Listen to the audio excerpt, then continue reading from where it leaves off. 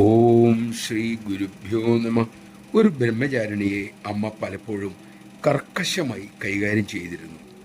ആദ്യമൊക്കെ അവർക്ക് വല്ലാതെ വിഷമം തോന്നി.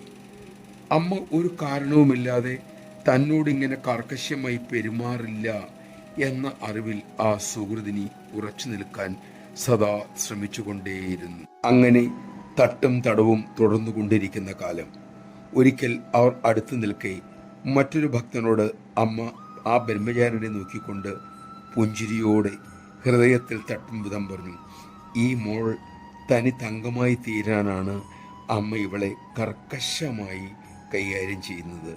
അത് കേട്ട് ആ ബ്രഹ്മചാരിയുടെ ഹൃദയം നന്ദിയാൽ വിതുമ്പിപ്പോയി. നമഃശിവായ.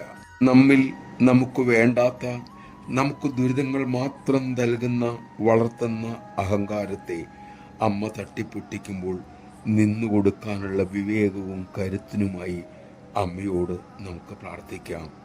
അമ്മ അത് നൽകി നമ്മെ അനുഗ്രഹിക്കട്ടെ. അതാണ് ഏറ്റവും വലിയ അനുഗ്രഹവും കൃപയും.